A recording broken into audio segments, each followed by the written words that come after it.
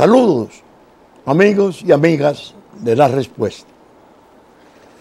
Es innegable que la noticia de la semana ha sido la toma de posesión del presidente del Brasil, Jair Messias Bolsonaro, un hombre que está estremeciendo al ascender al poder en Brasil la opinión pública mundial, porque es un ex capitán del ejército de Brasil. Luego de retirarse fue 27 años legislador. Se ha distinguido por un discurso directo, drástico, tosco, y sostiene ideas conservadoras muy severas contra todas las agendas en boga,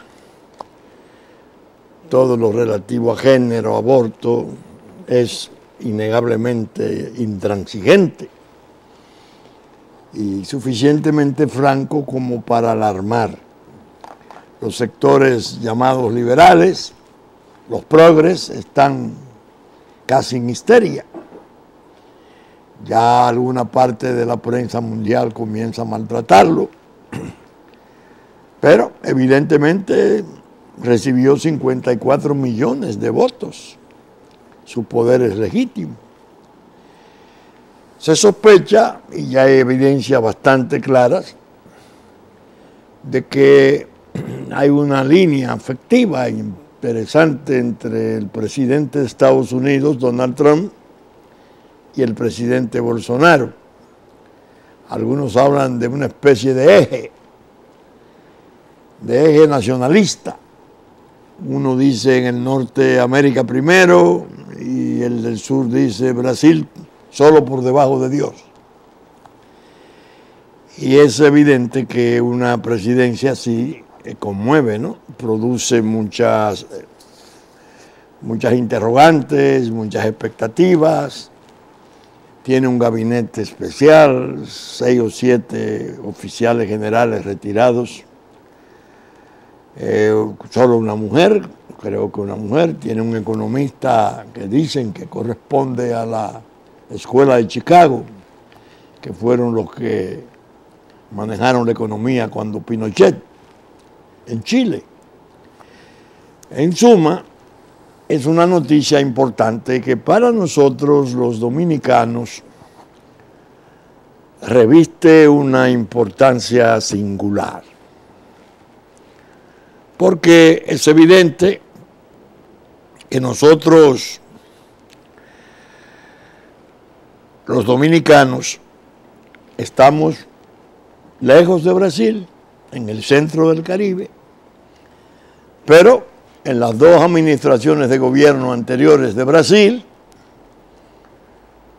Luis Ignacio Lula da Silva, creo que 2 periodos, Dilma Rousseff, su sucesora del Partido de los Trabajadores, se abrieron relaciones no simplemente diplomáticas, sino relaciones económicas importantes.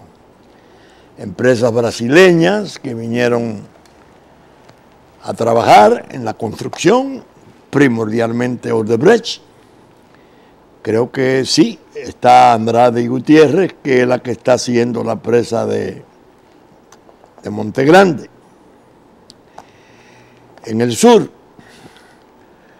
Y las relaciones fueron hasta llegar a la Embraer, la tercera compañía fabricante de aviones del mundo, que acaba de fundirse con la Boeing, que fue la que proveyó la venta de los Tucanos, los aviones Tucanos, 8 creo que en total, que han hecho un servicio eminentísimo, porque lograron limpiar los cielos de vuelos ilegales, y toda la droga que nos está llegando por la mar, es innegable.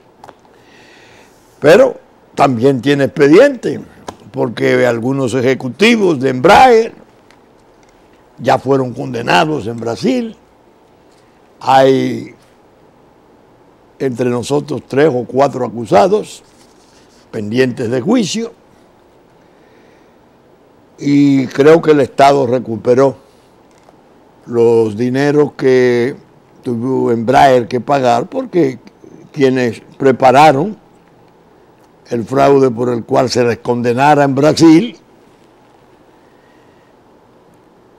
eran directivos, incluyendo un vicepresidente de la empresa. Uno no alcanza a ver cuál fue el provecho de los de allá y cuál fue el provecho de los de aquí. Si lo hubo, no lo sé. Eso que lo determine la justicia. Así las cosas, Brasil, para nosotros, representa, a pesar de lo lejos que estamos, un centro de interés especialísimo. Porque Brasil es parte de las BRIC.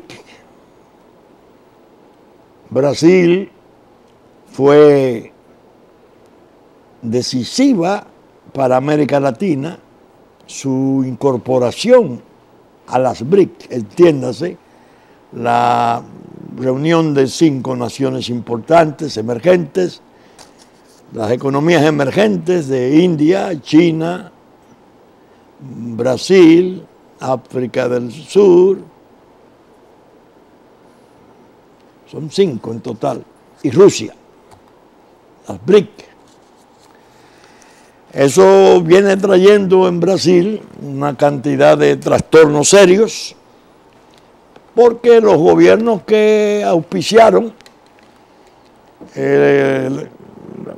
la participación, el ingreso y la presencia de China como miembro de las BRIC, fundamentalmente fueron los gobiernos precedentes a Bolsonaro, el Partido de los Trabajadores, que está siendo un objeto de señalamientos muy severos sobre actos de corrupción. Se tiene al presidente del partido, líder, evidentemente un ícono en Brasil, Luis Inácio Lula da Silva, condenado a 9 años por un expediente ahí un tanto pobre, un apartamento en una playa que nunca estuvo a nombre de él, que si la señora la llevaron a ver, bueno. Pero evidentemente, al llegar Bolsonaro a poder, con el encono manifiesto, confeso que tiene frente al Partido de los Trabajadores, es previsible que la suerte de Luis Ignacio Lula da Silva, Dilma Rousseff, la señora Hoffmann, que es la presidenta del partido actualmente, pasen por momentos más difíciles. Sobremanera si se retiene que el procurador general, el fiscal general de Brasil, es el juez, fue el juez Sergio Moro que condenara a Lula. Una condenación que el mismo Lula llegó a decir en un momento: yo no soy un preso, yo soy un rehén, que parecía estar conectada con las elecciones, porque las encuestas daban a Lula muy por encima de Bolsonaro y de cualquier otro. El caso fue que las elecciones pasaron sin Lula, vino un señor Haddad y Bolsonaro ganó. Pero Bolsonaro, desde el principio, desde antes de llegar, habló muy duramente de endurecer las investigaciones, amenazado con ordenar que el Banco del Estado de Brasil abra todas sus operaciones, todas sus operaciones. En definitiva, para nosotros el asunto es muy delicado. Y voy a decir 2 cosas, voy a tratar 2 cosas, para que ustedes puedan orientarse en relación al peligro que yo advierto. BRIC, dije, China, India, Brasil, África del Sur, Rusia. el eje Trump-Bolsonaro, ¿qué piensa hacer con las economías emergentes? Hay una declaración que yo quise que mi hijo Juárez me la pasara a mi tableta, que la dio la embajadora en ONU de los Estados Unidos, que ahora se va, creo que hay por razones de salud, no sé qué, va a salir. Oigan lo que esa señora dijo. Es muy importante, ella parece que tiene una relación, Nikki Haley, una relación muy estrecha de amistad con el presidente Trump. La voy a citar. Refiriéndose a Bolsonaro y su triunfo, su ascenso al poder, dice: es grandioso tener otro líder amigo de Estados Unidos en América del Sur, que se unirá a la lucha contra las dictaduras en Venezuela y Cuba, y que comprende claro el peligro de la expansión de influencia de China en la región. Voy a repetir esa última parte. Y que comprende claro, Bolsonaro, el peligro de la expansión de influencia de China en la región. Ya comienza a trascender allá que Bolsonaro ha dicho que va a sacar a Brasil del pacto de refugiados y de migraciones, y que está contemplando la posibilidad de apartarse de las BRIC. Óigame, eso, dicho en esos niveles, a mí me produjo no curiosidad, sino interés, porque creo que ahí hay una especie de meollo. Ahí puede estar una explicación de lo que puede sobrevenirnos a nosotros. Sabemos que establecimos relaciones comerciales, diplomáticas, formales, totales, con China. Nuestro presidente fue a China, fue recibido con gran esplendor.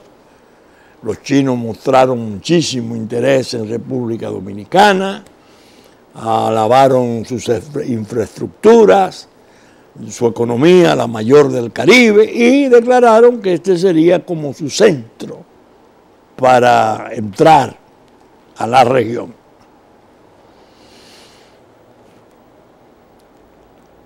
Si Brasil, que es miembro del BRIC todavía, desde Estados Unidos en esos niveles se utilizan expresiones como que ese señor comprende el peligro que significa la expansión de la influencia de China en la región.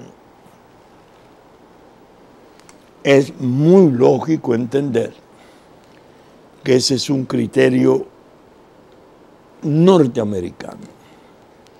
Estados Unidos se puede decir que cree eso en los niveles de decisión de su presidencia y de los poderes públicos en general, porque se trata de una confrontación que existe entre las superpotencias económicas, Estados Unidos y China.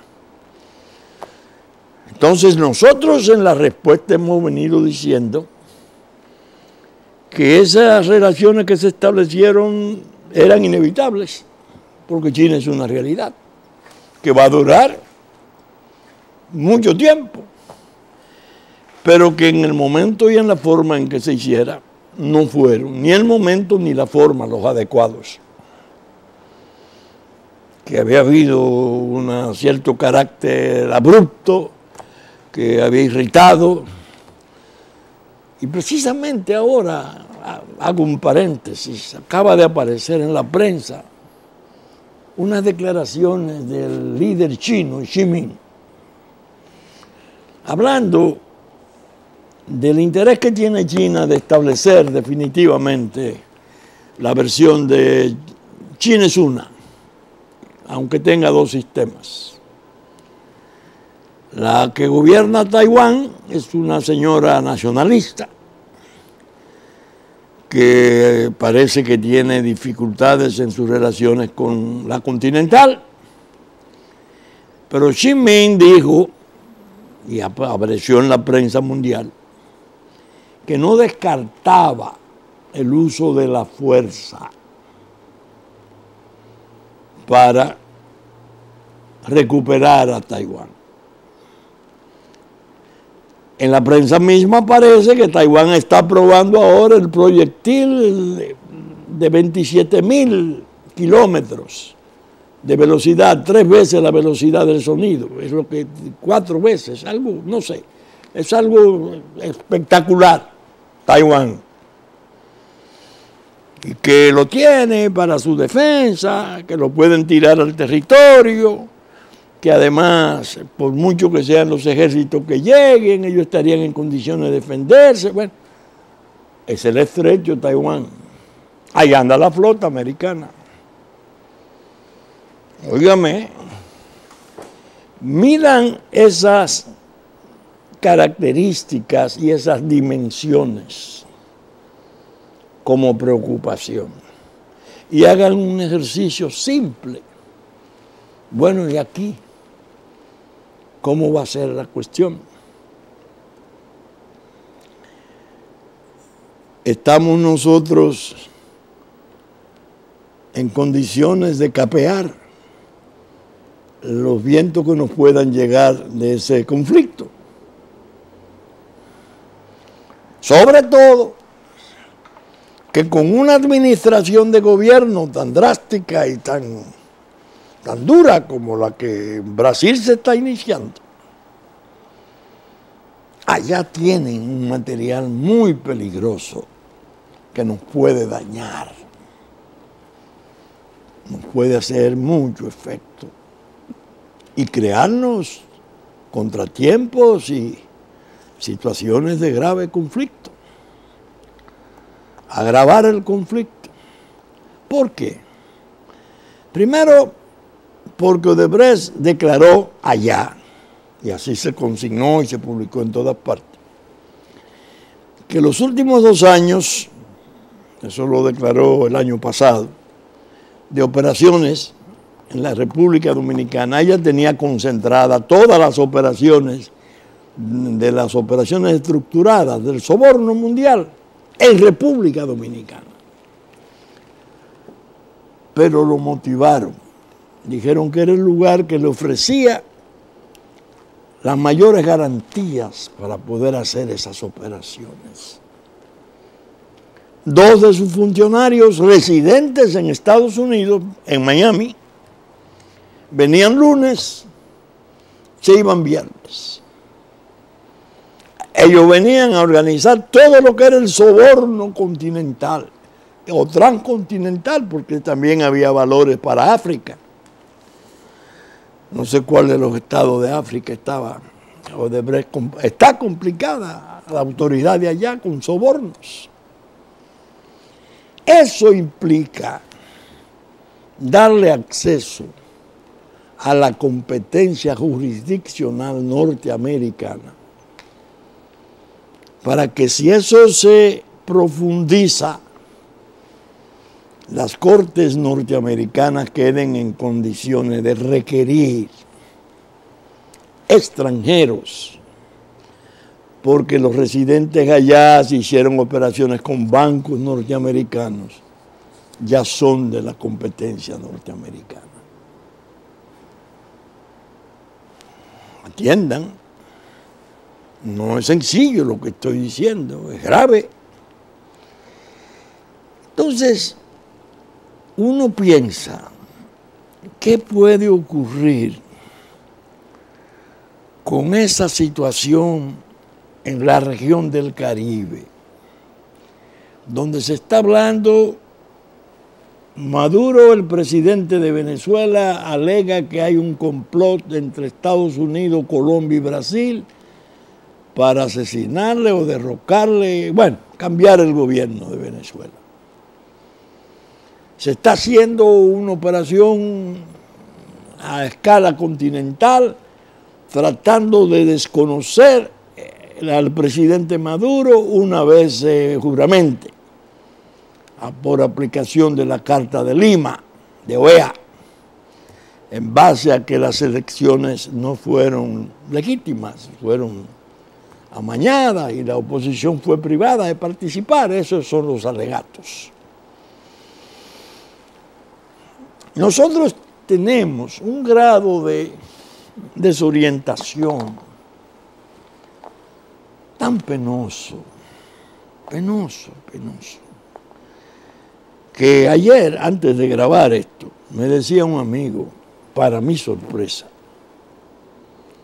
bueno, ¿y qué le pareció a usted, doctor, las declaraciones de nuestro delegado en el Consejo de Seguridad de Naciones Unidas,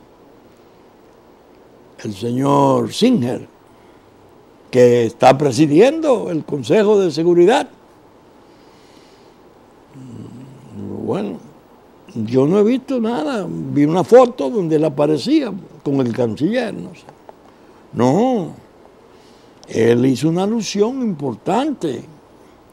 Él es partidario de República Dominicana, se ofrece desde el Consejo de Seguridad para reanudar el diálogo entre el gobierno del presidente Maduro y la oposición, repetir la experiencia de diálogo que fracasara aquí. Yo digo, Dios mío, pero es que son tan torpes y miopes que en medio de esta situación tan crispada, tan difícil, en esos niveles cruciales de poder de que he hablado, el asedio de Venezuela declarado por su presidente, hay una serie de sombras y acusaciones de asesinatos de presidentes de una parte y otra entre Colombia y Venezuela. Y nosotros nos aparecemos en el Consejo de Seguridad a decir que somos partidarios del diálogo. Pero en el Consejo de Seguridad China está, y está Rusia, con poder de veto, son miembros permanentes, importantísimos.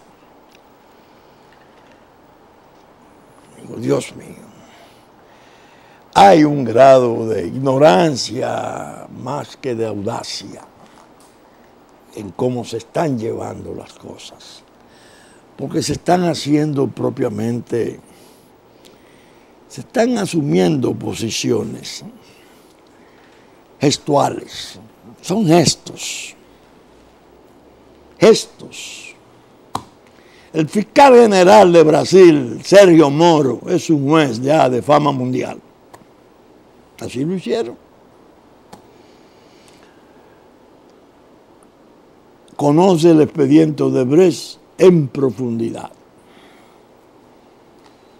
Tiene toda la información ya del ordenador parte 2 que entregó Odebrecht a Estados Unidos, a los suizos. Ese hombre le bastaría con iniciar o transferirle a los del norte, si estaba hablando de eje, los elementos que le puedan faltar para producir aquí una devastación parecida a la que está pasando en Perú, porque hay que verlo todo en conjunto. No es una islita abandonada en el medio del Caribe, que nadie... No, hay que ver... Lo de Perú es algo inconcebible.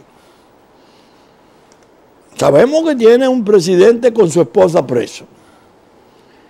Sabemos que tiene un presidente solicitado en extradición.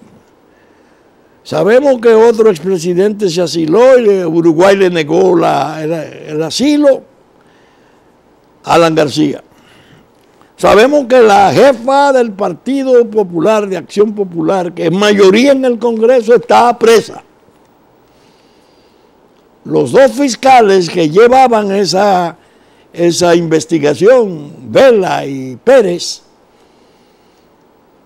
son sustituidos en los días de Pascua por el procurador Charay, para poner otros fiscales. Y se ha armado un lío inmenso y Perú ha cogido las calles y están pidiendo la destitución del procurador. Se arrepiente, repone a los otros, los designados se negaron a recibir un ciclón, un terremoto, llámele como usted quiera, en Perú. ¿Originado en qué? En que Brasil va a entregar un material, parece, dicen los comentarios que leí, que una vez llegue, la clase política peruana va a quedar terriblemente dañada. Yo leyendo esas cosas de la prensa internacional, análisis muy serios, no tonterías, pensaba en nosotros, ya. Qué expuestos hemos quedado, qué débiles, qué vulnerables. Me recordaba de las querellas presentadas aquí contra el presidente de la República, que están en Procuraduría. El 70% del material probatorio que utilizan en esa querella, yo leí la primera, de participación ciudadana,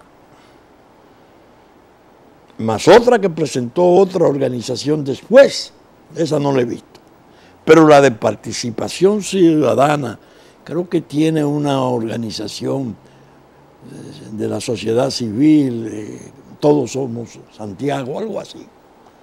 Es una sentencia que el abogado medianamente preparado, que por mucho que sea medianamente preparado, se impresiona. Está redactada en una forma terrible. Pero el 70% del material probatorio vino del Perú.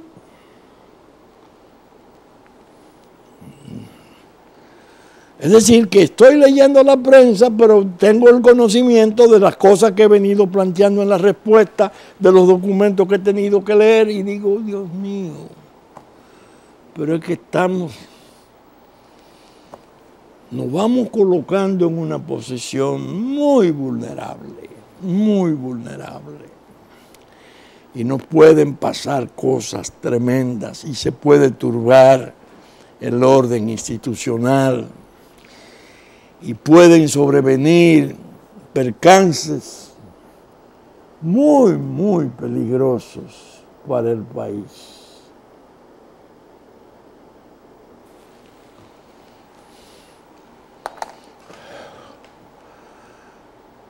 Parejo con mi preocupación va mi pensamiento hacia algo que he tratado en forma casi obsesiva. La unidad nacional. Precisamente estoy preparando para el miércoles que viene, creo que el miércoles 9, una pregunta que es quizás la séptima advertencia que hago en la pregunta en mi blog sobre la cuestión de la unidad. ¿por qué esa fijación mental mía con el trastorno que tiene, con las grietas que se han presentado, con las separaciones odiosas que parecen irreversibles? La de esta semana, de este miércoles, predicciones desoídas y hechos consumados, la trataba también, pero esta que viene es más específica. Esa preocupación casi obsesiva a que me refiero está conectada con estas circunstancias internacionales. Porque en la medida en que estemos más divididos, más débiles seremos. Y nos pueden producir daños mayores. Es decir, yo no enfoco la situación pensando en un provecho político inmediato. Qué bueno, cuando aparezcan todos esos detalles y venga la presión internacional y si se producen solicitudes de extradición, cancelaciones de visas deshonrosas, qué bueno, porque se va a caer el gobierno. Le va a pasar como a Kuczynski en Perú. Se lo hicieron renunciar a base de escándalo. No. Yo no lo tomo. Yo no tomo el rumbo del provecho político, quitar lo que está, que venga lo que venga. No. Dime qué viene. Dime qué viene. Por eso, cuando se arman esas algazaras electorales, y cada vez que veo y le tomo cierta compasión a la Junta Central Electoral, el laberinto en que la han colocado, lo costoso que resulta ese proceso, primarias abiertas en 4 o 5 partidos, vigilada y controlada por la Junta. Bueno, según estuve viendo las sumas, creo que la primera fase cuesta como 4.000 millones de pesos. Y las elecciones generales creo que cuestan 5.000, una cosa increíble. Entonces yo me lleno de sombras y digo, es que los que han participado en esta preparación de este laberinto espinoso, terrible, están turbando el proceso. Es que hay gente que en realidad puede no querer el proceso electoral. Que naufrague. Que naufrague. Porque dentro del naufragio, mucha gente de poder entiende que les va mejor. No hay cuenta que rendir. El proceso democrático, la sucesión, bajar del poder, averiguar responsabilidades, no responsabilidades, persecuciones, no persecuciones. No, mejor un desorden.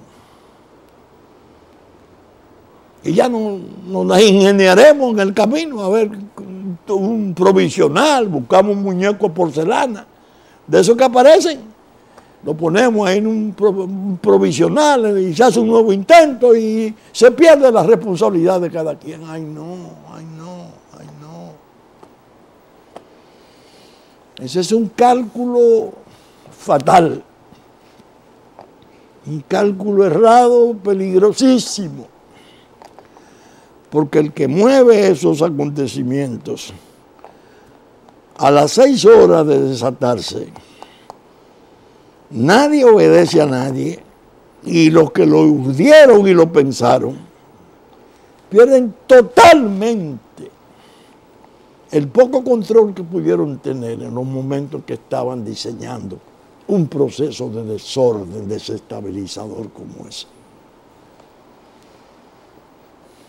Mi experiencia me ha recomendado desde lo hondo de mi conciencia, ¡ey, a paso! De ahí es que esa fijación por la unidad que me ha manejado, que me ha controlado, que me ha dirigido durante 6 años. Desde la transición del 2012, escribí cartas, creo que 2 o 3, pero la fundamental, la primera, en la transición a Danilo Medina y a Leonel Fernández con un texto único, cuidándome de que no apareciera la intriga que dijera, a usted le digo una cosa, al otro le digo otra. No, eso se lo digo a los dos. Desde entonces quise sembrar la alarma. En la pregunta que viene está descrito eso y hay algunos párrafos transcritos, léanla. Buscando darle una prueba de la idoneidad, de la seriedad de mis propósitos. Cuando este proceso regional se va cerrando y comienzan a aparecer esas cosas que estuve explicando al principio, sin desechar el otro trastorno gravísimo, la dimensión siniestra de la droga, el informe del Inside Crime noruego, que coincide con el indictment norteamericano del Departamento de Tesoro en la acusación contra Diosdado Cabello, declarando a la República Dominicana como el lugar donde y el cartel de los soles mandan toda la totalidad de la droga que pasa para Europa y Estados Unidos, y que el 15% de la droga del mundo pasa por aquí, que ya tenemos mafias establecidas. Entonces, en una corte norteamericana o en 2, ya figura República Dominicana mencionada como el sitio donde se trafica, no por donde pasa la droga. Yo tengo algún tipo de experiencia porque serví mucho tiempo en ese campo, desde que era presidente del Consejo Nacional de Drogas. Me relacioné con amigos y comprendí tanto del programa de Viena como del CICAT, OEA, y el trato con las agencias. El material con que deben contar esa potencia del norte, sobre esa materia. No hay manera de suponerlo ni de calcularlo.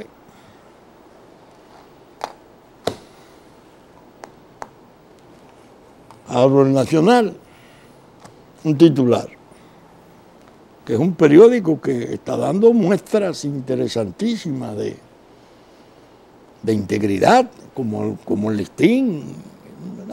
Otros periódicos han estado, el Caribe mismo, interesante, el Diario Libre, están comprendiendo el problema. No se identifican los militares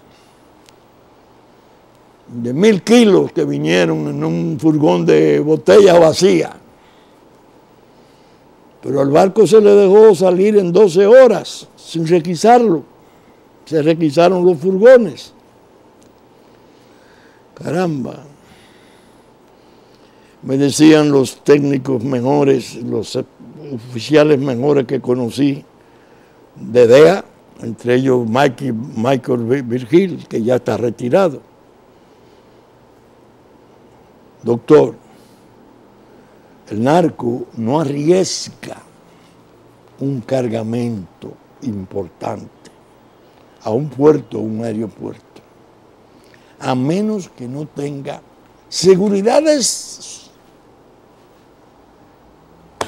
absolutas de apoyo político, de la naturaleza que sea. Político puramente, militar o policial, pero es un apoyo que le da la confianza. Ellos no arriesgan Ellos arriesgan, mandan mulas y no, eso no es. Mandar 1 tonelada, que fue lo que llegó ahí. Pero el barco salió en 12 horas a Puerto Príncipe. El San Américo, creo que era, tripulado, según tengo entendido, por gente de los Balcanes. Venía de Colombia. Dice el Nacional, no se dan los nombres de los dueños de la droga. Digo, ay Dios, eso es pólvora, esas son municiones que en un momento dado, ese poder del norte, que entiende que esta administración de gobierno obró con alevosía al establecer en la forma que lo hizo el acuerdo con Taiwán, si reacciona como es previsible, nos pueden devastar. Devastar. Entonces, como ustedes podrán darse cuenta, el año 19, yo digo que está muy cargado de enigmas, pero enigmas que se comienzan a ver en el principio mismo del año, ya más o menos configuradas. Uno, por ejemplo, algo que no es protocolar, la ceremonia de toma de posesión del presidente de Brasil.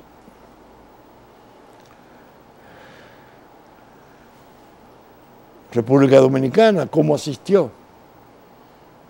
El presidente no fue. Suponemos que estaba invitado, pero el presidente no felicitó, al menos que en la prensa no apareció. No fue el canciller. ¿Qué pasa? A Venezuela le revocaron la invitación, a Nicaragua y a Cuba por igual. Entonces, estamos haciendo cosas para colocarnos todavía en un campo más minado de provocaciones. ¿Qué está pasando? Por eso comienza el año a definir situaciones que a lo interno aparecen ya análisis en la prensa, ¿no? Los 90 días cruciales, los 90 días a marzo, hasta que el presidente no hable. Porque la Constitución no existe. Es decir, la Constitución es una especie de burladero que está ahí. Lo que existe es la palabra del presidente. Él dirá ahí si va o no va. Y análisis que Leonel Fernández, que no tiene un déficit de seguidores, porque no tiene definición, porque no tiene carácter, porque, bueno, una serie de ingenuidades, porque no dejan de ser ingenuos los análisis, desconociéndose lo otro, el contexto. Ese silencio y esa actitud de Leonel Fernández, esa poca beligerancia que tiene, que al contrario reconoce las cosas positivas del gobierno de su partido, en los actos donde ha tenido más definición, no deja de reconocer al gobierno las cosas positivas del gobierno de su partido. Eso puede estar conectado con el conocimiento que él tenga de las cosas internacionales que existen contra el país. Ah, no. Si no se enreda en un chisme, en un dimidirete de esos que tanto emocionan, no tiene carácter. No tiene carácter. Yo creo que hay maneras de tener carácter. Cada quien de acuerdo a su índole. Flemático, ponderado, educado, culto, no persecutorio, 3 veces presidente, con relaciones internacionales sorprendentes, supervisando, dirigiendo la OEA en la supervisión de elecciones nada más y nada menos que de México. ¿Qué es esto?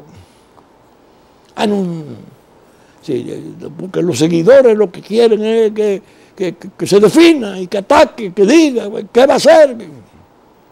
¿Qué va a hacer? Tienen que hacerlo él y Danilo Medina. Que ellos son los que han recibido mandato del pueblo para 5 periodos.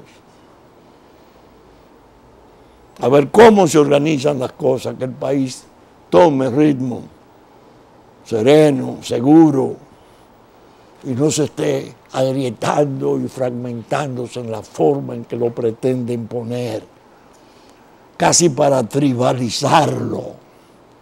Porque tenemos el otro problema. Tenemos la invasión aquí de 1,5 millones de haitianos ilegales. Y no hemos podido aprovechar el viento favorable del norte, que no cree en inmigración ilegal, que cree incluso y están peleando y su gobierno cerrado por un problema de un muro. Que por cierto, el presidente Trump le respondió a los congresistas en una reunión que tuvieron, realmente aplastante, cuando dijo que el muro cuesta lo que cuesta un día en Afganistán. ¿Cómo? La guerra de Afganistán. Lo que se ha gastado en Afganistán dividido en días es más que lo que cuesta el muro. Nosotros no hemos hecho provecho de eso. ¿Por qué? Porque tenemos adentro el injerto. Y el injerto en la sombra, incluso trabajó para el acuerdo con China, confesado por los chinos. Es decir, no mire para el norte en ningún caso esa corriente, eso va a cesar, eso termina. Ahora viene un impeachment, dicen algunos periódicos, porque Nancy Pelosi salió presidenta de la Cámara de Representantes y esta es la que presenta, ay por Dios, y el Senado. Y la proporción cualificada que se necesita para eso es una locura. La resistencia, esperando la caída de Trump. El injerto trabajando en la sombra. Mientras tanto, caos previsible en lo electoral, colapso.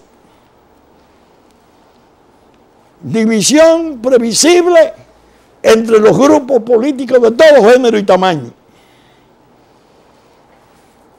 Mientras más se fragmenten, mejor, más débiles son. Cuando lo que tenemos que hacer es esfuerzos serios de reconciliación. Cerrar. ¿Qué pasa? Tenemos intereses vitales de la República en juego. No me vengan con la chismografía de vete tú, ponte tú, este no sirve, este sirve. No, no, no. Vamos a medir los riesgos que tenemos de frente. Que vienen cargas judiciales importantes. ¿Quién propuso esa querella contra Danilo Medina? La sociedad civil. Y el injerto no fue uno de los generadores de esa organización querellante.